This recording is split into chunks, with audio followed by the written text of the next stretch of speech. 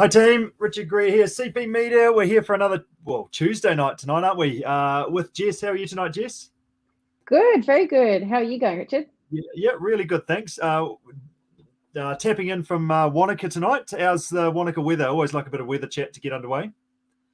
It's better this afternoon. It's been pretty rainy and cold and drizzly, but the sun came out this afternoon.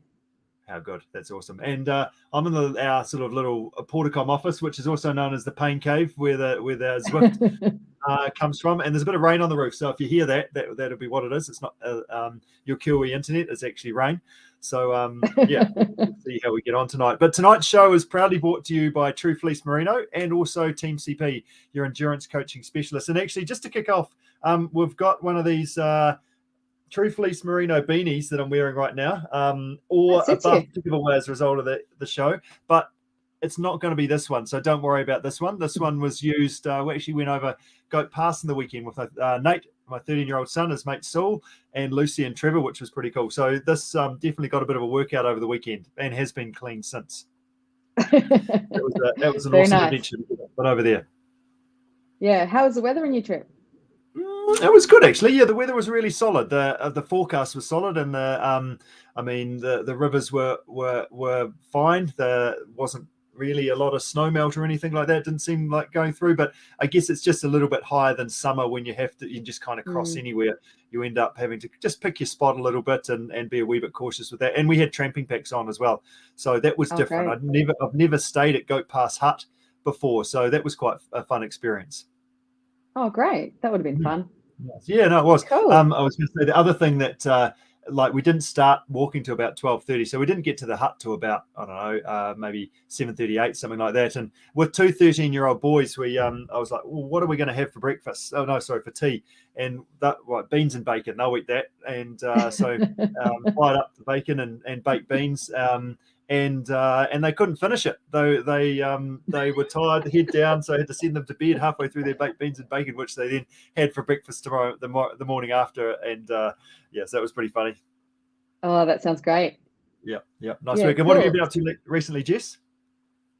I have been busy with some training and getting stuck into biking outdoors now that the weather is much nicer, longer days, warmer weather. And just enjoying the Wanaka lifestyle and Wanaka weather. Yeah, good. And you were out and about exploring the other day and came across a bit of an orphan. Do you want to just talk us through that one there? And you might even, for those watching, for those listening, we'll have to describe, but for those watching, you'll be able to, you'll really enjoy this.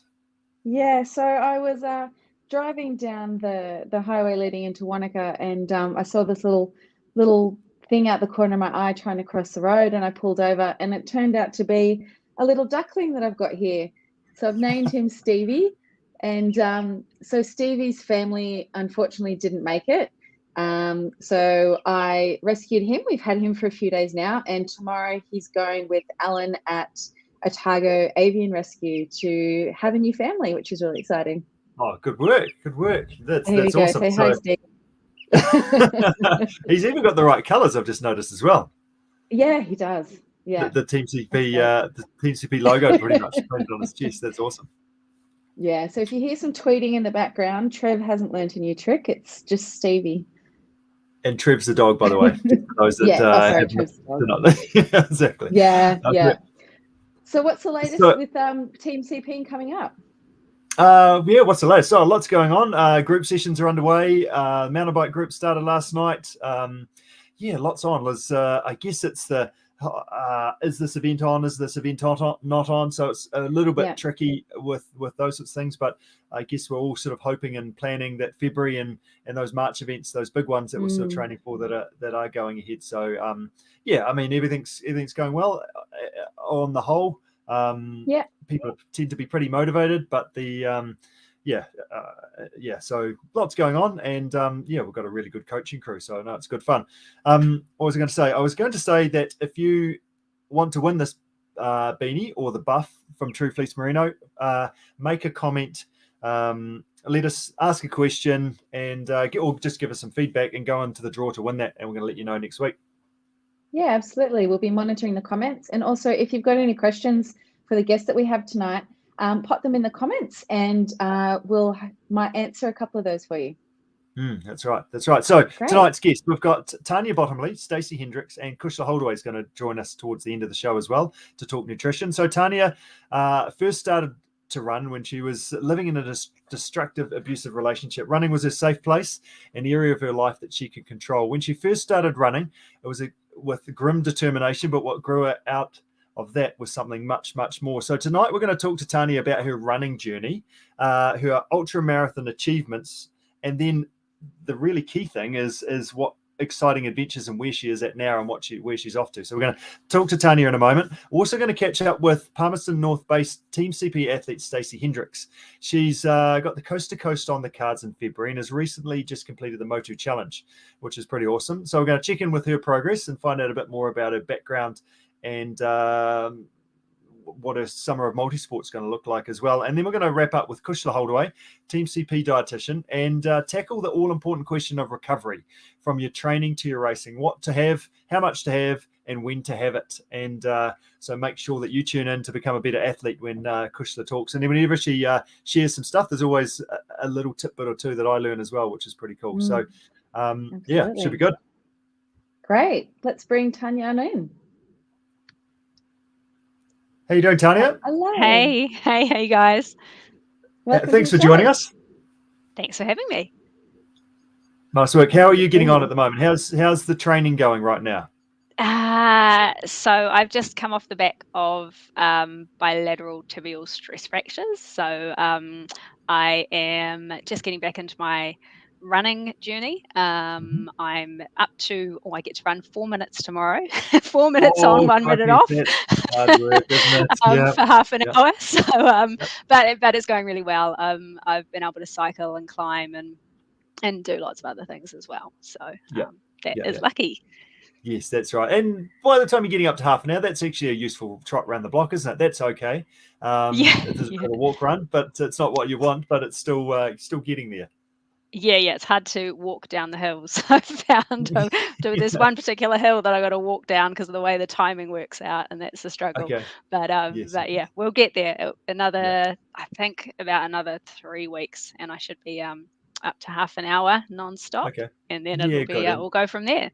And then once you're there, as you sort of build that robustness, you'll be able to build up more and more. But as part of that injury sort of process, have you found that you've got a bit of a love for biking a bit more, or climbing, or some of these other disciplines? Has that sort of come on, or you're actually really, I just want to get back running again? I love running. It will always be my first love. I started climbing this year though, and that is amazing. And we've started mountaineering this year as well. The biking is fun. I do like biking because I like going fast downhill. So it kind of ticks that box, and I'm not very good at going slowly. So mountain biking is better than walking on a trail, I guess, for me. Okay. I just like moving out in nature. So the other disciplines are great as well, but there's nothing quite like the feeling of running, I don't think. Yeah, that's right. Absolutely. But mountaineering must be a bit like, because that's part of the trail running as well, isn't it? Getting up to the top of the hill and working hard to do that. And obviously when you're mountaineering, it's just kind of at that next level, and you can work as hard as you want to when you're doing that as well, can't you? Yeah, absolutely. I think I've said the only time I really like to go slowly is if I've got a heavy pack on my back and I'm going up a hill. It's good then, because it's that same kind of, you're working hard, and mountaineering's just amazing. It's the hope is to join them both together, to join the running and the mountaineering, to go to bigger, higher places that I wouldn't be able to get otherwise. Yeah. How good. That's fantastic. So brilliant. And we'll talk a bit about that down the track as well, in terms of different adventures you've got coming up. But do you want to just give us a bit of background, Tanya, in terms of, I guess, your running journey, where you've come from, and why you kind of started running, and how that sort of evolved for you? Yeah, absolutely. So I've been running for nearly 14 years now. As you mentioned, when I first started running, I was in a really destructive, abusive relationship. I was also a really heavy smoker and had been for about 10 years. It was when I quit smoking that I took up running. I was really depressed and not having much luck at getting out of my bed. My sister rang me one morning and we were chatting, and she suggested I run a marathon. I hadn't done any running at that stage in my life, and it was winter. And I remember saying to her, I'm going to have to hire a treadmill because it's raining and cold outside, and who runs outside in winter? It just seemed all so far from where I am at now. I had no idea about running, but she knows me pretty well, and the idea stuck. And I decided to give it a go. I didn't really have anything to lose. So I went to the library and got some books, because it was kind of pre-big internet days, and got the run a marathon in 3 months. I didn't quite manage the full marathon, but I did do a half marathon. Did the Auckland Marathon. So my first run was a half marathon at the Auckland Marathon, and from there I was pretty much hooked. Yeah, good. So that's like you said, right, a marathon, but it was still a successful experience. You didn't sign up for the marathon and then not make it, kind of thing. You did say, right, we're going to do the half marathon and then get through there and have a smile on your face when you finished. No, I wanted to do the full marathon, but it was in 3 months, and I injured myself, as you'd expect. Trying to run a marathon from nothing to a marathon in 3 months without a proper coach for the book. So I did. So not because I didn't want to, but because the half marathon was what I could complete. So that's what I did, and it was amazing. And it was really hard. I remember it being incredibly hard. The last kind of few kilometers were the worst. But we love type 2 fun, don't we? We don't think so. That's right. We definitely, it's definitely very satisfying, the old type 2 fun, and it is. That's right. And obviously you thrive on a bit of type 2 fun based on your sort of experiences and what you've achieved across the last 14 years. Yeah, definitely. It's ultra marathons were always where I guess I wanted to go. I'd read Dean Carnesi's book and Lisa Tumity back in my really early time of running, and their ultra marathon experiences. I was like, yes, that's what I want. I want to do that. That sounds like a bit of me. And managed to make it happen in the last few years, which has been really exciting. Right. So the why ultra marathon sort of thing just come out of some books, and did you have other people that you're sort of following, or I guess when was your first ultra marathon that you did? So I had a break from running for about 18 months because I had worked my way through a few marathons, and I was planning on my first ultra marathon, and I had an unrunning related injury and injured my knee, and it took me out for 18 months. I was actually I'd gone to pick up my race pack for the Auckland Marathon for that weekend.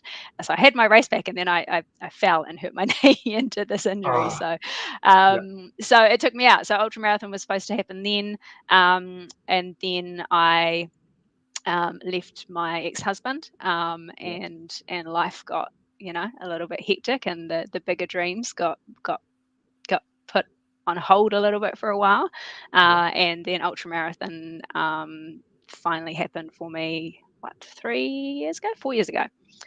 Okay. So when was that injury? When was the Auckland Marathon due to happen? When was that? Oh gosh, I don't remember the year. It's 6 years ago, 7 years ago. 7 years ago. Yeah. Okay. So like 2013ish, just to give us a bit of a time scale. I'm not going to do the math yet. Don't check me on that one either. Nice. And what was your first ultra marathon that you did? My first ultra I actually ended up doing by myself, and it was the Kepler, because I messed up my entry. My partner got in, and I didn't enter the time right on my computer, so I missed out on an entry. But we both went down, and I ran the Kepler by myself the day before the race. Okay. So that was actually my first ultra, and that was an amazing experience. That was pretty cool. And cool. He was there waiting at Rainbow Reach for me. So that was really fun to do. And then my first official ultra marathon was the Old Coast. Yeah, that Kepler ultra marathon by yourself. The amazing thing with that is you got no support. You're running it solo. That's the beauty of an ultra marathon. You get some aid stations, you get some jet planes, and a bit of love along the way, don't you? But you had none of that. Let's just go and run an ultra marathon solo. That probably sums you up a little bit. It does, really, doesn't it? I had the most fun that day. It was really great, and there's so many huts along the way, so it was pretty easy to chuck my tailwind in my bag and a few snacks and and be fine to do it kind of self-supported. It's definitely more fun when you've got aid stations, or it's a different experience, but it was pretty cool to make that my first ultra. Did you snag any sort of treats or high fives from any sort of trampers or those that are sort of setting up aid stations for the next day? Oh, people were confused because the race was obviously the next day. So I was like, what are you doing? It's like, I missed out, so I'm just doing it by myself. And they just looked at me like I was crazy. I was like, yeah, a little bit. Sounds like a little bit crazy. The Run Like Tanya 2-lap Kepler is on the cards, is it? Is that what that means? Yeah, maybe. Yeah. Sure others have thought of that. Yes. Cool. And then Old Ghost Ultra, how did that go? Because that's a long way. That's 80 odd Ks. Yes, it was. And in true form, as your discoveries, you talked to me, I've kind of upped my distances by double most times in my trail running. So I went from 40K to 80K. So that was hard. That was really hard. I had an upset stomach, and it took me 12 hours to do that. I did it the following year in 10.5 hours. So cool. It kind of shows the difference there with some more training and not having an upset stomach. But it was hard. It was a lot harder than I expected. That first Old Coast. An hour and a half is a long time to be sort of sitting, say yourself at the finish line, waiting for your self from last year to still finish. An hour and a half. That's a long time to be out there, so suffering away. So that's a pretty impressive improvement. So you went from that, and you just mentioned there that I kind of doubled my distance each time I turned up. So tell us about that journey from there, because that's impressive. So I did. I'll ghost a couple of times with friends. We ran the Heafy in the day and had done a couple of other big kind of ultra marathon distances in a day. I wasn't going to do 100 mile when I did, but it was my 30th birthday. 30. Oh gosh, what were we? 30 something birthday. What were we 3 years ago? Not my 30th, I wish. Like 37th birthday. It was my birthday, and I figured I might as well run 100 miles for my birthday. So I went from 80K to 100 miles. Right. Okay. Yes. Okay. Double that again. The 37 Ks would have been fine, Tanya. That's okay. Yeah, it would have been, but it's more impressive. Yeah. Why not? Brilliant. So did that, and was that at an event? Sorry, or where did that? Yeah, that was the Henma. Yeah, that was the Henma 100 mile, which was awesome. And that kicked off the Miler series, did it? Was that the start of that? Tell us about that. Yeah, it was. So after I completed the Henma, I found out that there was a series, the Third Southern Seasons Miler Challenge, which was to complete 400-mile races in 12 months. I finished Henma and figured, why not, in true Tanya style. No other woman had done it as well, so there was a real drive. It'd be really cool to be the first woman to do that. So I kept on going and then did Naseby and Crazy Capers 100 miles, and then came to Wanaka for Northburn, and then COVID happened, so it got cancelled 2 days before the race. So I didn't get to complete them all in the 12 months, but I came back and finished Northburn this year. So I got all gave four. You a tick in the box because you've done it. Yep. Yeah, I got my trophy and my 4 buckles. So it was pretty cool. Nice. So in terms of, tell us a little bit about, like, the key thing with the miler is you can't finish it in a day. It's a multi-day experience, effectively, isn't it? So tell us about those early hours of the morning. What happens to you? What do you do nutritionally? Because that's one of the hardest pieces, isn't it? Obviously mentally, but just nutritionally. What are you eating? Because you've got to keep the fuel going, but the old stomach doesn't tend to enjoy food quite the same as what it does during the daytime. Yeah, I didn't do too badly. So for most of my races, I used a mix of tailwind and then food. So hash browns were a real favourite until about my last race, and then I was done with them. I couldn't deal with them anymore. And Em's power cookies, things like that. So yeah, I was pretty good. I guess that's why I can do what I do. I've got a pretty good stomach and I can manage to get the food in, because you need to be able to get the food in to keep going. I quite like the early morning, or quite like the nighttime hours, just following the little light of the headlamp. There's something quite special about it.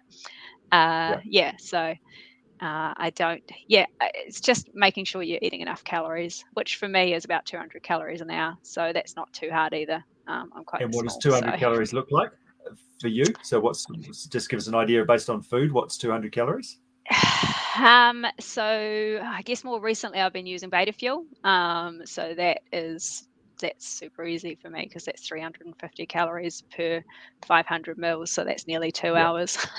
So I can pretty much get away with that, and then just throw in some solid food when I need it. So bumper bars are about 150 calories, I think. I've got it all in a spreadsheet, so I can figure it out. Yeah, great. Yeah, fantastic, nice one. And in terms of, how long were those milers taking you? Just to give us a bit of perspective on how long you're actually out there on your feet for. Yeah. So first one, Hanma, took me just under 25 hours. And then it went to Crazy Capers, I believe, was my longest at 36. And Northburn, early 30s. Can't remember exactly what it is off the top of my head. But yeah, I was injured quite badly in Northburn, so that was a long race. That one, lots of vertical, so it's but not yeah. So from 24 to 36 hours across the 4 races. Based on that, is there any key learnings that you took away from that, doing that challenge and doing those 100-mile events? Oh gosh, so many. There's so much personal growth that comes from ultramarathons, I think, and the first one was probably one of the biggest ones for me in learning the lesson of this too shall pass.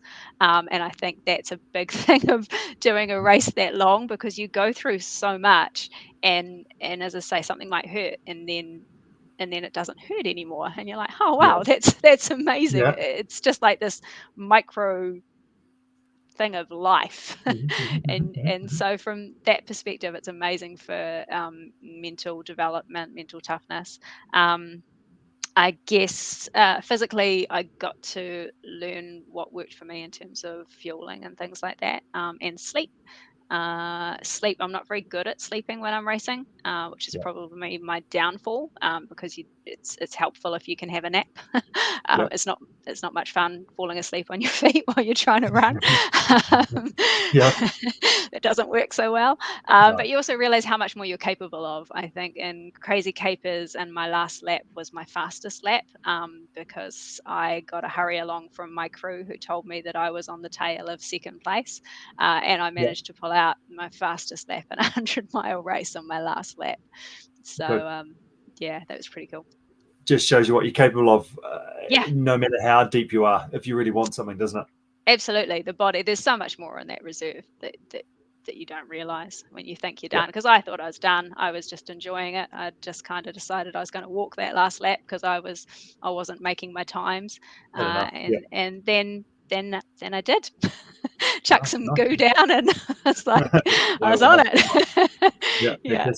What do you do to keep your body together, or are you like to be able to run these epic events, or are you just simply blessed with good running form? What happened? How do you do that?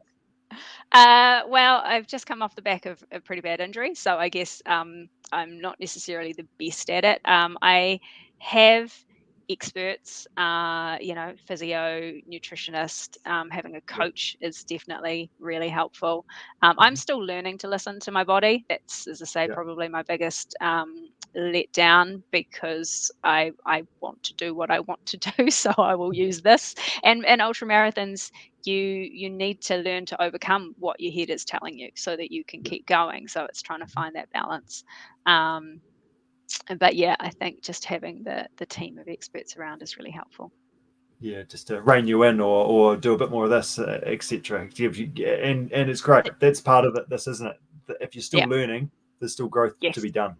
Yeah, absolutely. And there always is. I don't think I'll ever stop learning in this. You'll just be able to tweak things and get a little bit better each time. Nice. Have you found your optimal running distance, Tanya? You got bigger and bigger and bigger. Like even you were going to do a 200-mile event. Yes. You had lined up as well. Yeah, I was when I got injured. Yeah, so that was the training to that. Yeah. Yeah, it was.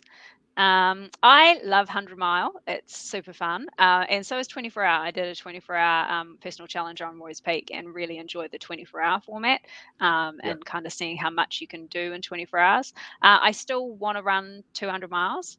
It just will probably be, there's a couple of races, or there's a particular race overseas that I want to do. I want a journey. I've really enjoyed my time running laps in the forest around different milers around New Zealand, but I think if I do 200 miles, I'd rather go and do it somewhere beautiful and have something to look at as exactly, in some mountains somewhere, which is probably more where I feel like I want to be right now.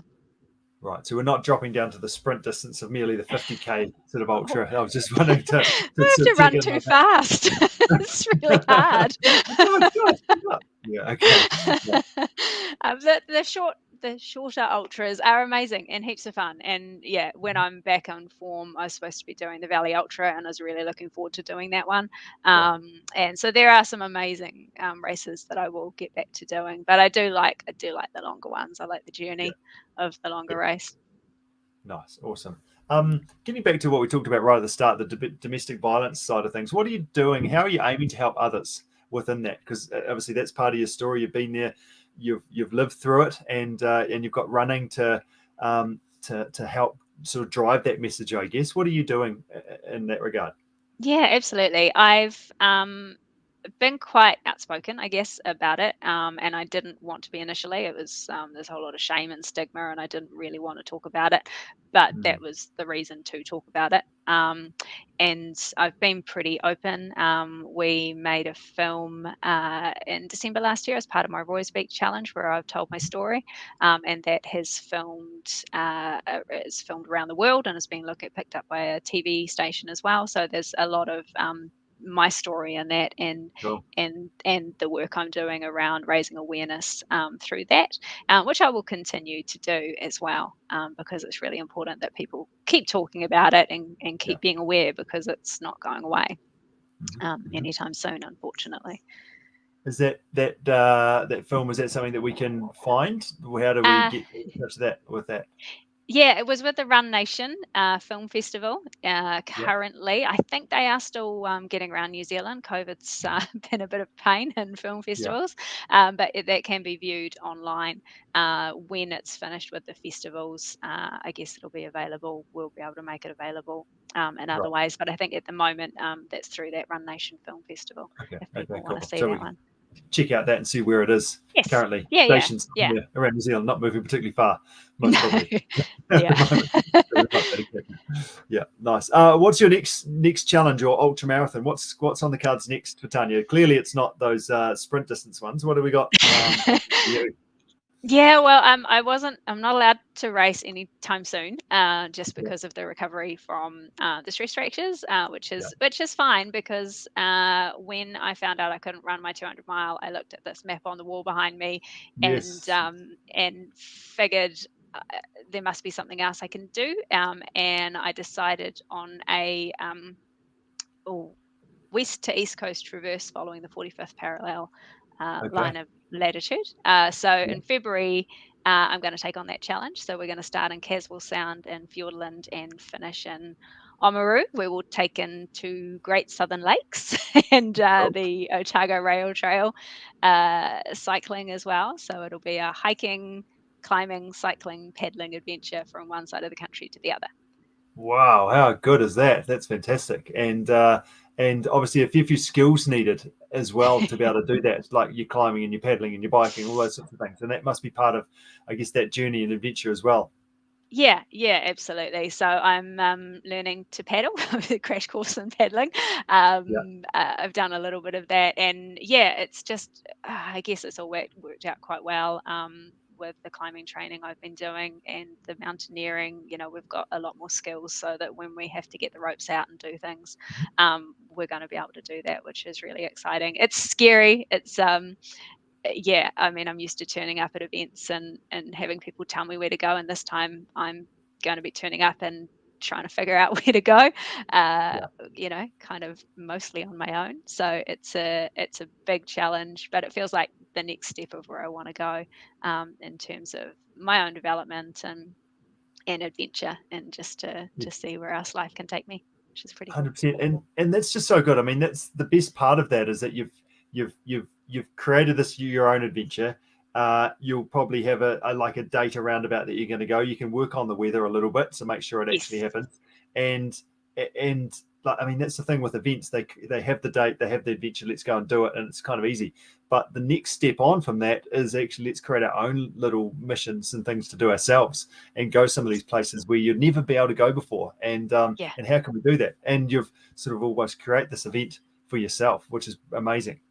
Yeah, we have. There's so much logistics. We're still figuring out if we can pull it off. It's going to cost a lot of money in terms of permits for doc and filming, and we're going to make a film about it, which is super exciting. Ben's going to follow me with his cameras and film the highs and lows and everything in between, and hopefully we can inspire some other people with the journey as well. But yeah, I mean, I'm hoping we are going to pull it off. There's just a whole lot of logistics and planning between now and February to make it happen, but I'm pretty certain we will get there. Awesome, so good. So to summarize, Tanya, have you got a couple of key learnings for others for others that are looking to push their limits? What are some sort of key points that you'd say, right, you need to think about this or that? Don't do what I did.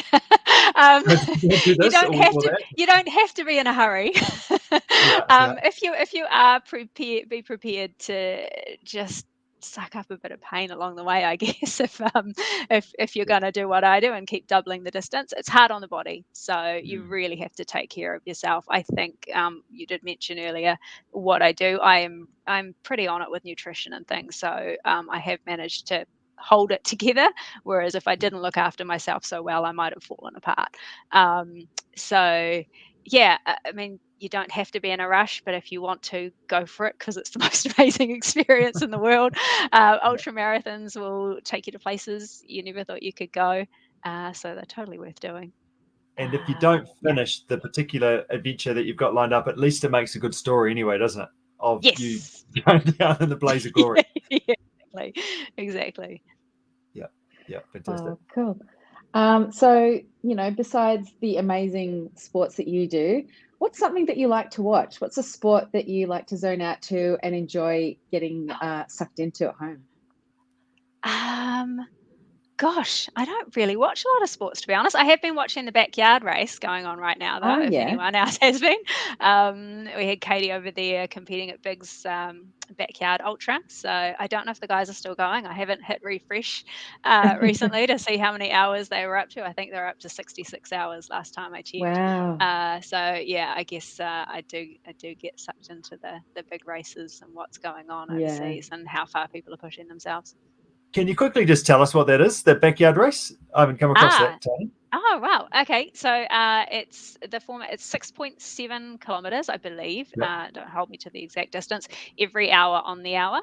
And it's a last man standing race. So, that's brutal. So yeah, the guys are up to 66 hours last time I checked in. So they have been on that start line on the hour every hour for 66 hours. It's 400 and something odd kilometers. It's insane. So Katie Wright was over there, and she did 27 hours, I think, which was awesome. So she did a great job going and representing. But that's it's mind blowing what those athletes are doing in that realm. Yeah. Jess, you just kicked off our quick five without introducing the quick five. You just straight into it, which is like style. I'm just so excited to come back in. That's great. We're going to do a quick four, rattle through these couple of questions. And see on the spot.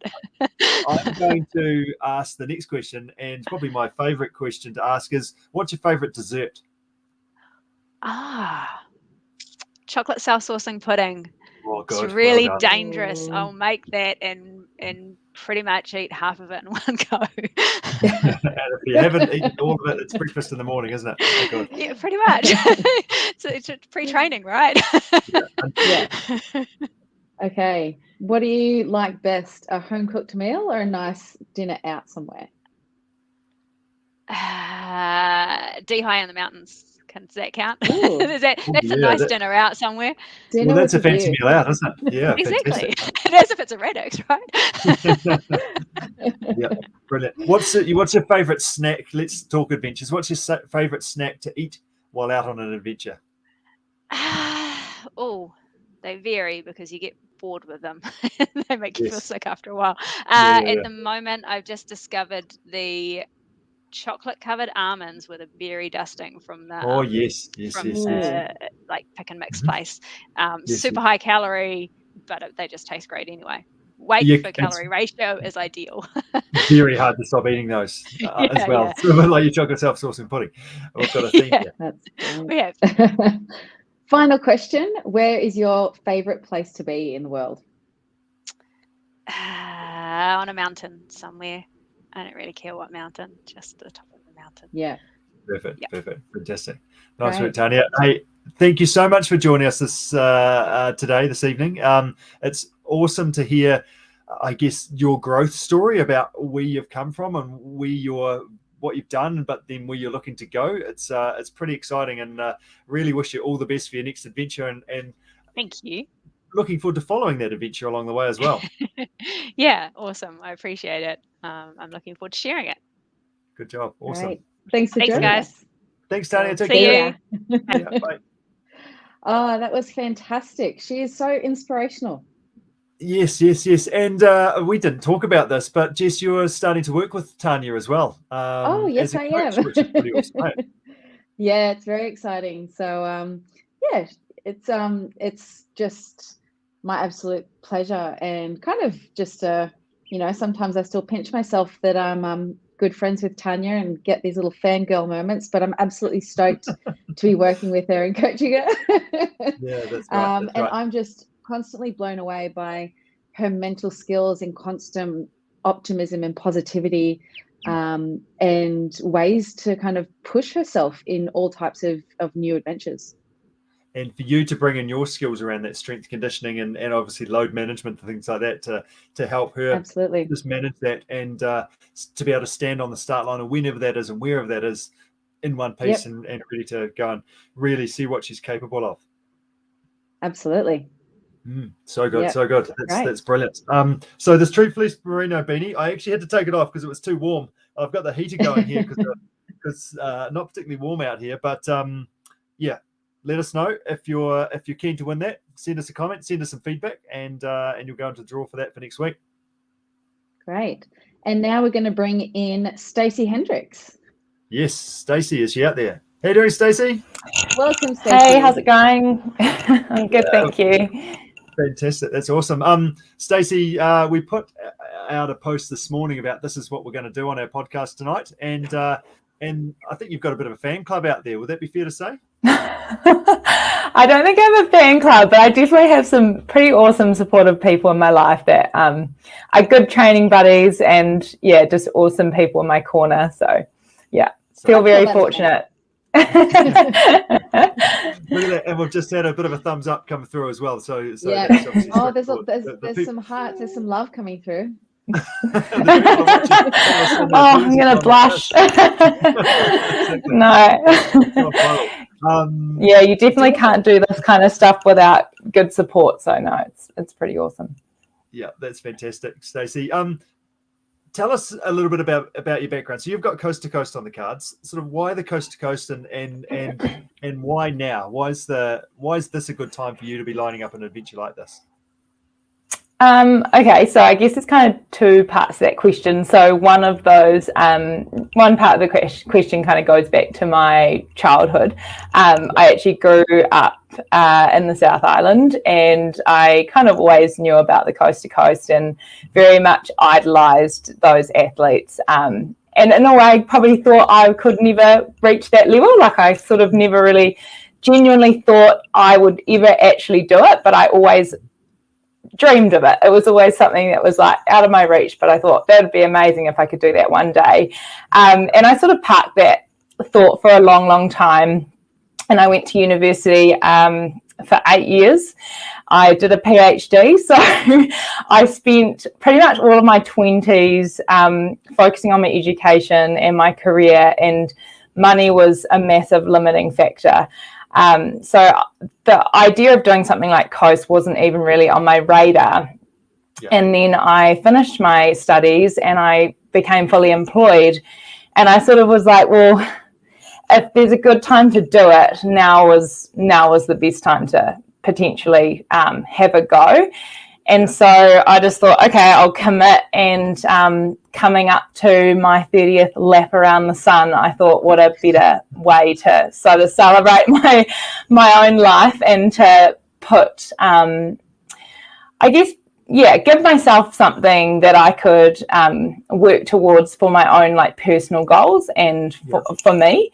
So yeah, that was kind of, I guess, in summary, what kind of got me to signing up in the first place. So good. That's brilliant. So you haven't really done anything like this in the past from a physical standpoint. Obviously, doing a PhD mentally is probably Yeah, so from a physical standpoint, in terms of multi-discipline like racing, I've never done anything like that, apart from like the Kiwi Kids triathlon. But I have always been very active. So I grew up in the outdoors. I skied, tramped, done mountaineering, played competitive sports. So exercise and like forms of training have always been a big part of my life. My parents very much raised us in the outdoors. I grew up on a farm, so we're always outside. And it was really when I got to university when I sort of didn't want to commit to competitive sport because it was so structured, that I picked up a bit more trail running and a bit more cycling, and just sort of did bits and pieces in between my other commitments. And to be honest, like, exercise and training got me through my PhD.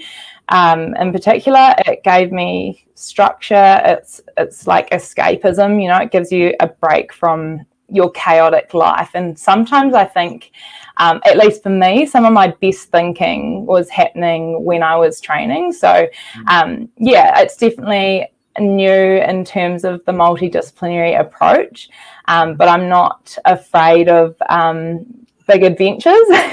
And I love a challenge. So this kind of just seemed like the next logical step to bring everything together. And kayaking was the one discipline that I had no real previous experience. So that's been a really big learning curve for me, and has put me in a position where I felt very nervous and anxious, and that's been quite a good thing, I think, to push me really outside of my comfort zone. So yeah, it's been a terrifying but good experience so far. That's right, because we don't do much as adults that is sort of new and out of the comfort zone like that. Like, we grew up running and biking and swimming and all those sorts of things, but kayaking is quite different, and it is a big part of the event to sort of get yourself up to speed and to learn to enjoy it and to have the skills so you can. Yeah, totally agree. I exactly felt that way, that not that much scares me these days. I sort of can take things within my stride. But yeah, the kayaking was just a whole another kettle of worms and kettle of fish, sorry. Mix that one up. And I think for me, it was good to have like that real mental challenge, as well as like a physical one. Yeah. Good stuff. So how's training going at the moment? At the moment, I'm on a 2-week training break after the Motu. So just training for the soul, just doing fun sessions with friends and sort of going off how I'm feeling and what the body feels like doing. So that's really, really enjoyable at the moment, because I've sort of had quite a big training block in the lead up to Motu. I signed up with Team CP in September last year, and I sort of had a few little milestones, little 4 to 5 hour multisport races, and then the Motu was sort of the bigger one before, like, obviously Coast. And so I've sort of been at it for quite a while. So it was definitely something I was looking forward to, is just getting the Motu ticked off and then having like a little bit of downtime before we ramp back up for the next block of training. So yeah. I was going to ask, who's your coach? Because that sounds fantastic. I might have to sign up with them as well.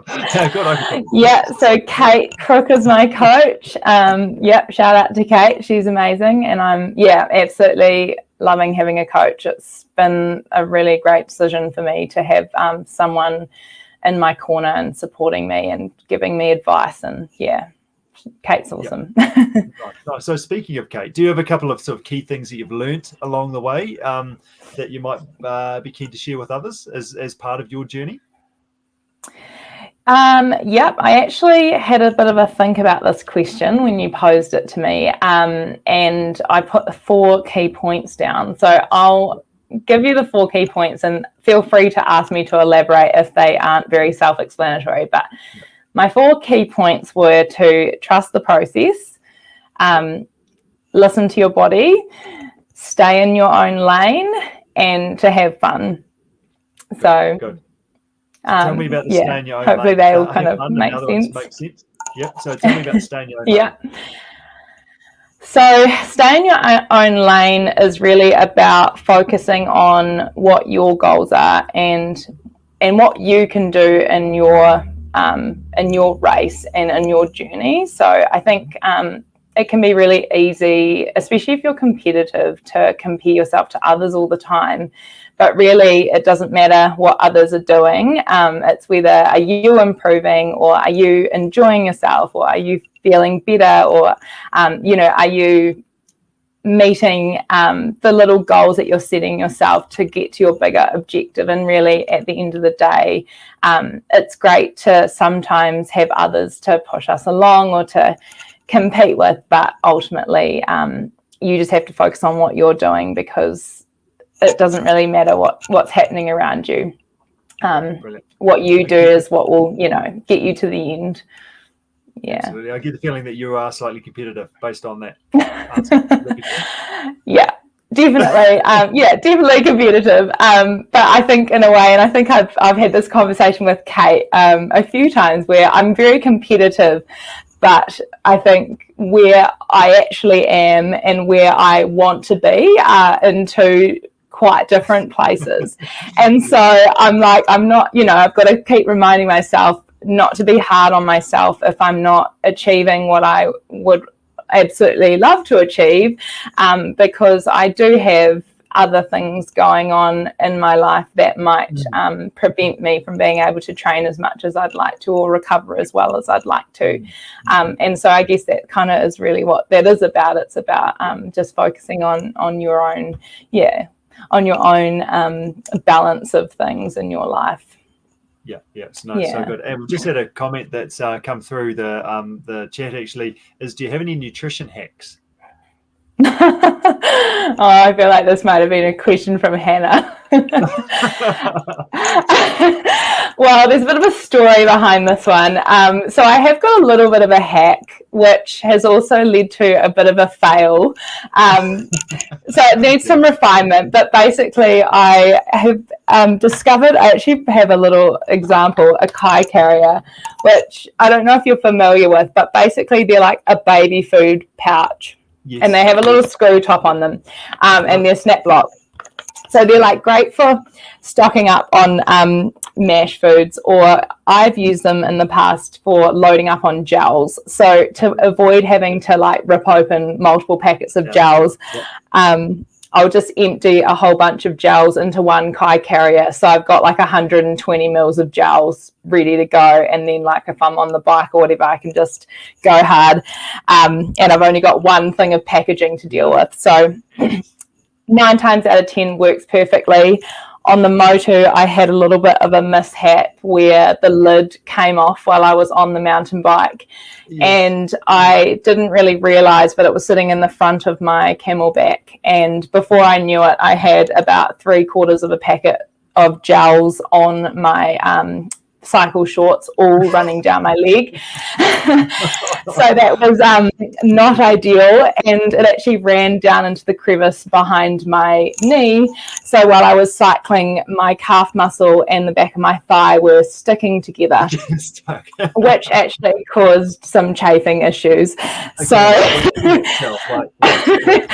it was literally like that. So I had to stop at one of the fords to kind of wash my leg off.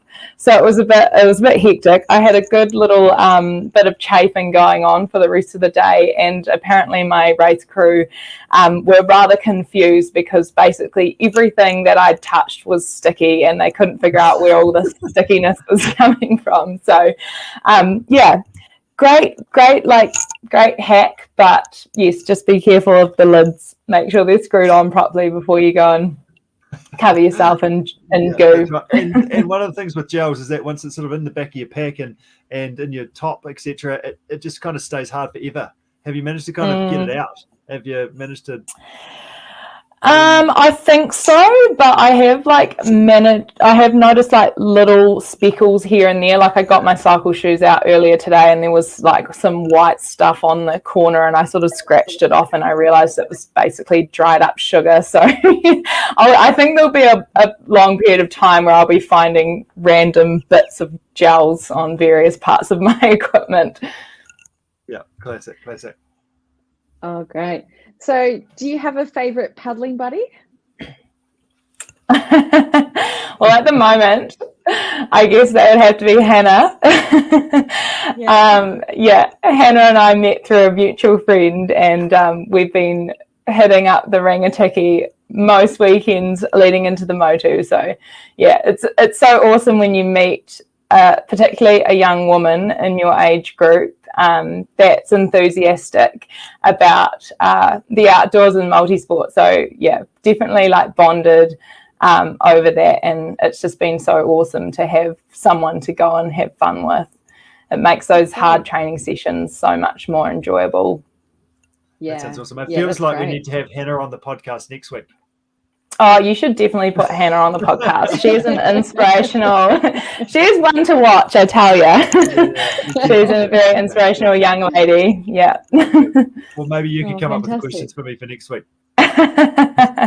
Yeah, we'll have to. Yeah. Good stuff. Awesome, Stacey. Hey, I love your enthusiasm. Great. You're going so well, and it's great to hear that you just giving it heaps, and looking forward to following your journey and ultimately giving you a high five across that finish line of the coast to coast. Yeah, I'm really stoked to have this awesome team to kind of do the journey with. So yeah, it'll be really awesome. Awesome. Good job. Great. We'll keep up the good work, and we'll catch up soon. Thanks for joining Richard. us. Cheers, awesome. Jess. Cheers. Thanks, Stacey. Thank you.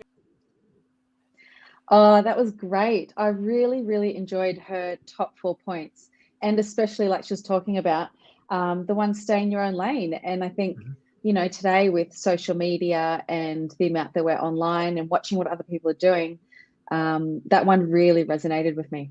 It's easy to get caught up with others, isn't it? And I mean, just to compare yourself to others, but in any event or anything that we're doing, you've got to do your own performance first, don't you? Especially when any endurance event starts getting long. If you start racing others, then it starts getting worse and worse, and it becomes unsustainable. Yeah, no, that's very good, and it just means that 4th point she had about have fun. It makes it easier to do that, doesn't it? Yeah, for sure. It really does. Nice work. I do hear a bit of cheeping going on in the background there. Is that just a sort of a... How are we doing? How's Steve? I've got a rogue moth flying around. Stevie's watching it intently. I don't know if you can see. He's watching the moth flying around the room. And then I've got the dog in the corner also watching this debacle. So, get off. I think it's time to talk about nutrition. Because Stevie's going to have moths to have. I'm not sure if that's... Stevie's ready to talk to Cushla. Yeah. I think we better push the buttons quick and bring her in. Absolutely. Oh, yeah. There we go. How you doing, Cushla? Hello. I'm good. We'll let Jess sort a moth issue. Is that is Stevie a carnivore eating a moth? It must be protein involved. I don't know, but Oh. I think the dogs just gobbled it up. So Well, that's one less I'll problem. get into it. Yeah. Good stuff. How are you doing, Cushla? I haven't spoken to you for a while on the podcast. Yeah, no, I'm really good, thank you. It's weird doing this on a Tuesday night, but no, it's good. Yeah, you won't know what to do with yourself on a Wednesday. Like, hang on a second, I've already done that. I'll be one step ahead in your week. Yeah, no, it's all good. Yeah, good stuff. So what have you been up to lately? Give us an update about, you've been doing plenty of running? Yeah, well, trying to stay, I guess like a lot of people, trying to stay focused on an event where you're still feeling slightly uncertain about if it's going to go ahead, but all you can hope is that it is still going ahead. But mentally, that's hard a little bit sometimes. But yeah, still working towards Kepler and hope that will happen in 6 weeks' time and training as if it's still going ahead. Got a few big missions planned. So on Labour Day, going with a few friends and doing the mission from Littleton round to Diamond Harbour. So that'll be a good day out. Okay, cool. Yeah, fantastic. Yep. Across the tops? Yeah, around like the Crater Rim track, and then we'll get the ferry back across. So that should be good fun. Yeah, good. Yeah. Excellent. And any other sort of big missions?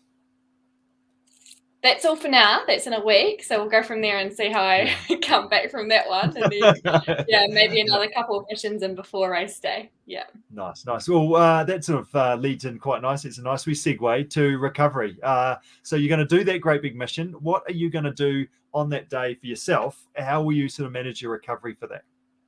I was actually thinking about that because we'll have to obviously carry everything and be self-sufficient. And it will be a wee while back before we get back to actually having a decent meal. So probably carrying, I do like to use the Tailwind recovery sachets because they're so easy to take with you. And then just being able to mix that with water and just kickstart something. And then try and get a decent meal in within like an hour or two of actually finishing that as well. That's probably my, how I'll recover from that mission. But in terms of what I would do when I actually had a proper meal, so I like to talk about, and this is, kind of basic recovery stuff that a lot of people probably do know. But it's good though, just to remind ourselves of it, I think, just to hear it from you again, these sorts of things. Yeah, so I like to talk about the 3 R's of recovery, and I was thinking of adding in the 4th one today as the 4 R's, where sleep would be the 4th, but of course that's not tied into actually what you eat. So and it's hard. The 3 R's are to repair your muscles, so protein, refuel glycogen tanks with your carbs, and rehydrate with your fluid. So that's what you should focus on at every snack or meal that comes after a training session, ideally. Yeah, brilliant. So my question to that is, when should you be focusing on recovery, and maybe when is it not so important? I think and duration and intensity of effort around your exercise sessions, because obviously we don't overdo it either, do we? Yeah, exactly. Like a little bit of soreness and, feeling tired after a session and like you've done it, decent workout, that's a good thing because, your body's taken a bit of a hit from that, and then you recover with, your sleep and your good food, and then you adapt to that training load and you come back stronger than before for your next session. So that's the whole idea of recovery. If you're just going out and you're doing like a 30-minute jog at a low intensity, like you don't need to come back and hammer a recovery meal within an hour, unless it was like before your dinner and you were going to have dinner anyway, because that would naturally be your meal and recovery. Where recovery becomes really crucial is for people who are training within less than 12-hour windows. So that could be, doing an evening training session and then getting up early and training again the next morning. So that's a very narrow window. Or you're someone who's training quite hard and you're actually doing double training sessions most days where you have the day to recover. So again, very important.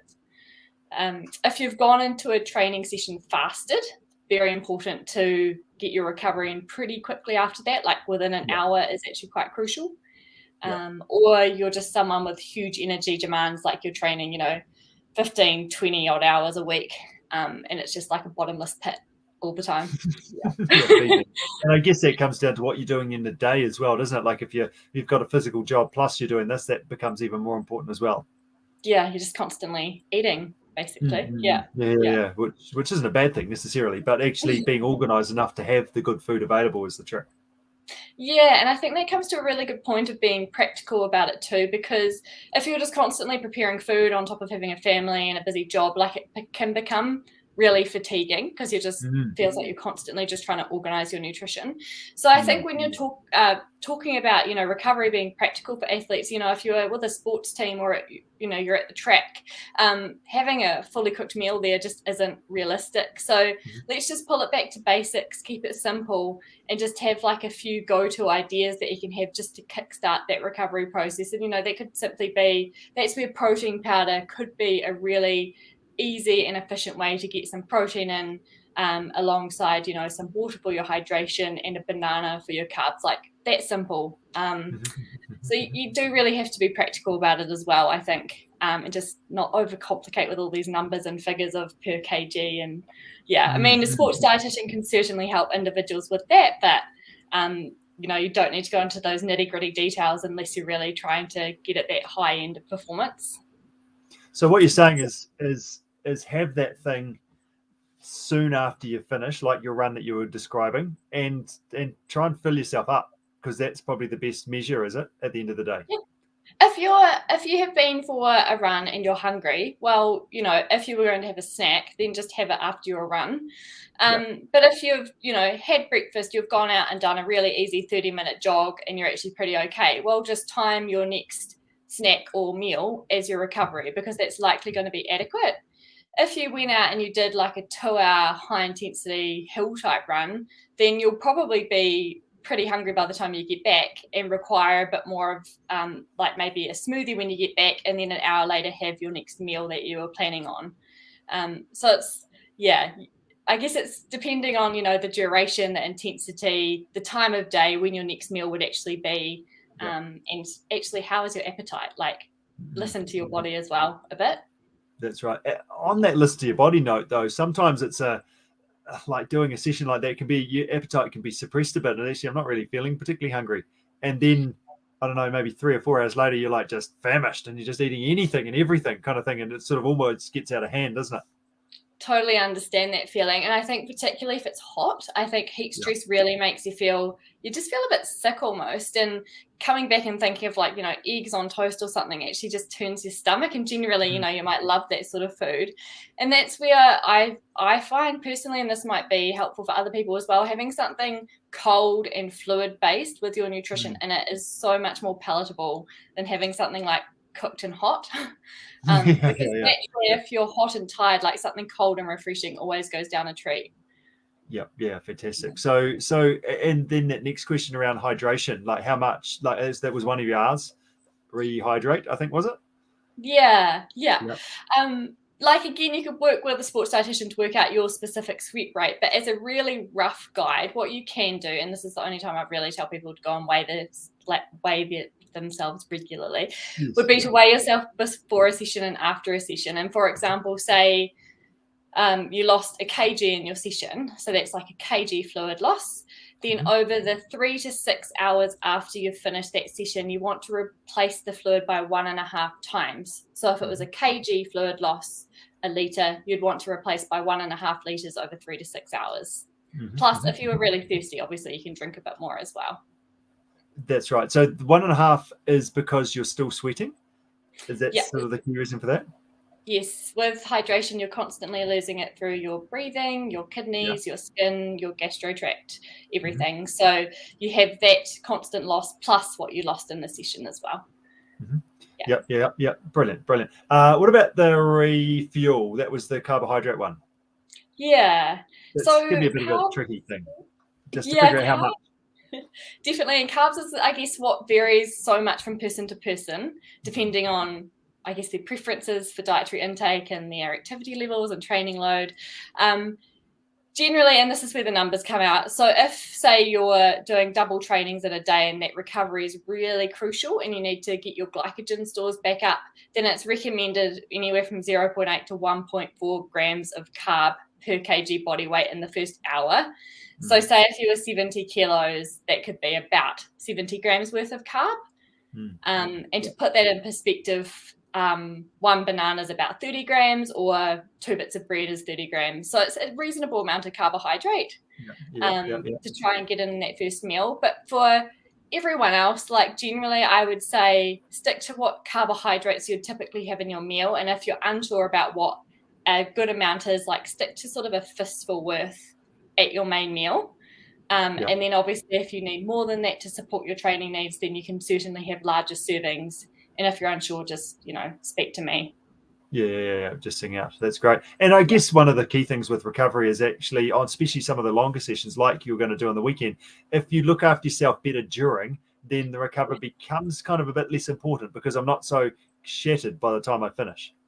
Definitely. You're not in such a catabolic state because you've been fueling yourself during. But if you've only drunk water and had no food, then you're going to be in a pretty poorly state by the time you finish that kind of run. So again, that fueling on the go is pretty crucial too. Maybe we need a selfie photo at the end of the run, Cushla, just to sort of get a bit of a feel for how you are actually at the end. I'm a bit nervous about it actually. Like I'm just hoping I'm able to finish it. You'll be great. It'll be good. The boat ride will be awesome. That's good. It's good to look forward to. And the dairy's pretty good too. They do some good ice creams. Oh, that sounds ideal. Good recovery there. Yeah, exactly. Do you have any you're always into your research and the latest sort of thing that's on the cards? Have you got any latest research or secret formulas that you could recommend from a recovery perspective? Putting you on the spot here. Yeah, there's a lot of fashionable supplements out there, like turmeric and fish oils and even caffeine and creatine for recovery as well as performance. And again, there's always with nutrition, there's always more evidence needed and some stuff still unclear. But I think honestly, your secret weapon is nailing the foundations. There's no magic bullet. And if there was, I'd probably be very rich. Just get your foundations solid and do them well. And honestly, that will be the best thing you can do to be a better athlete. Yeah. Okay. That's unfortunate. It's a wee bit boring. I was hoping for something more, Cushla, but it's fair and honest. That's good. I like it. Yeah, so that's your sleep plus your 3 hours, wasn't it? Yeah. And just managing, in terms of with that recovery window of opportunity that everyone talks about, your body doesn't turn off at 60 minutes and go, that's it, recovery time's up, anything else is a waste of time. That's just so far from the truth. You've got to think of your training and recovery and nutrition as a continual process, and it goes on for 24 to 48 hours constantly after each session. And so the recovery meal is important, but so is all the other food you're constantly eating through the day. So if you only focus on one thing and the rest of your day is really rubbish with nutrition, then don't think you're going to bounce back well and be a better athlete. Yeah. So it goes to that first of all, and that's what you've sort of continually reiterated is let's get the baseline nutrition. Let's get you right in what you do day to day, and then we'll work on the sport nutrition as a secondary thing. Yeah, all that exciting, maybe supplements and that sort of thing, definitely. But if you're not doing the foundations, there's no point looking at that. Yeah. Nice work. Good stuff. Jess, have you got any other questions that you've been sort of either people have emailed through or anything else that's been in regards to recovery? Yeah, you mentioned, at the end of a session, having that kind of cold liquid drink. What's your favorite? What's your go-to?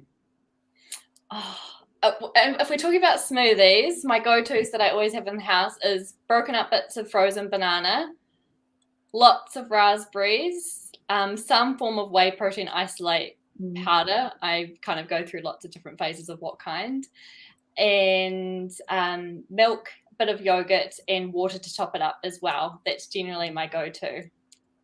That sounds pretty filling and pretty nutritious. A fair bit in that. Yes, I love it. It's so good. Sometimes mango as well. Mango is so good in smoothie. Mango. Yeah, nice. So will that be sort of tagged in on the ice cream front instead for this time, the run on the weekend? Is that what you? Yeah, there might have to be a little swap. Yeah, I need a mango ice cream and I need a banana ice cream and I need a few different banana chocolate chip, etc. Absolutely. Yeah, good. So to summarize, Cushla, have you got anything else you'd like to add to what we've talked about in regards to recovery? Just don't overthink it. Just stick to the basics, get your hydration in, get some healthy carb, have a good source of protein, and again, aim for about 20 to 40 grams, and that will vary depending on needs and body weight, but that's generally a sweet spot. And prioritize your sleep. Yeah, good. Which it leads us to an next point. It's probably about bedtime, Cushla, because you're an athlete and you've got a big weekend ahead. Sounds good. Thanks for having me. Hey, thanks for your time and thanks for your energy. Cheers, Cushla. See you guys. Bye. See ya. Oh, that was great. And just kind of reinforce something that I've been working on personally myself the last couple of months is getting the foundations right of sleep and, the foundations of nutrition for what I'm doing. Yeah, that's right. And it makes So you important. a better person, etc. You can be better during your day, have more energy to do what you need to do, etc. If you get your nutrition right. Makes me a nicer person. Fantastic. It's so good. Brilliant. That's awesome. So to summarize, what's in terms of what we've talked about tonight, we've talked about ultra running, we've talked about coast to coast, we've talked about running around the Crater Rim, we've talked about nutrition, we've talked about make sure you don't have your gels in your back pocket, sort of with a dodgy lid, etc. What sort of what are your key takeaways from tonight, Jess? My key takeaways are that when you get really smart, independent, ambitious women, they can do anything. And that's what I was thinking throughout the whole podcast tonight. I don't think it was any of these little takeaways. There are some, but more just I was kind of blown away by the caliber of women that were on the show tonight. Oh, good. That's right. And just setting goals and learning lots and being super determined and how we're actually going to do this. It's good. And when things don't go your way, just focus on yourself and set new goals and go smash those. And get the support that you need to be able to learn lots and be as best as you can. And I have also enjoyed the just generally sort of cheeping in the background that's still going on. He's still good here. ambience. Yeah, brilliant. Can you hear my rain on the roof as well as we're talking about that? I can't actually. You can't? Oh, good. There we go. Oh, I need to be better with my ambience next week. Great. Yeah, so good. Hey, so thanks to Tanya, Stacey and Cushla for their fantastic insights and sharing their stories. It's so good to have, as you say, such great people on the show. Our group session timetable, jump in. There's something for everybody there. Zwift, if you're stationed around the country somewhere, is awesome on Monday or Friday, or all the different mountain biking and running and other group sessions we hold locally. And a big thanks to True Fleece Merino. It's starting to actually get a bit chilly here, so I'm going to throw this beanie on. If you want one that's like this and fresh and clean, just give us a comment, send us a question, etc., or just give us some feedback, and we'll put you in the draw to send this out to you next week. Great stuff. Thanks for having me, Richard. Yeah, good stuff. Thanks for pushing the buttons, Jess. And no worries. Yeah, look forward to seeing you again next week or two. Absolutely. Cool. Take Have care. a good night.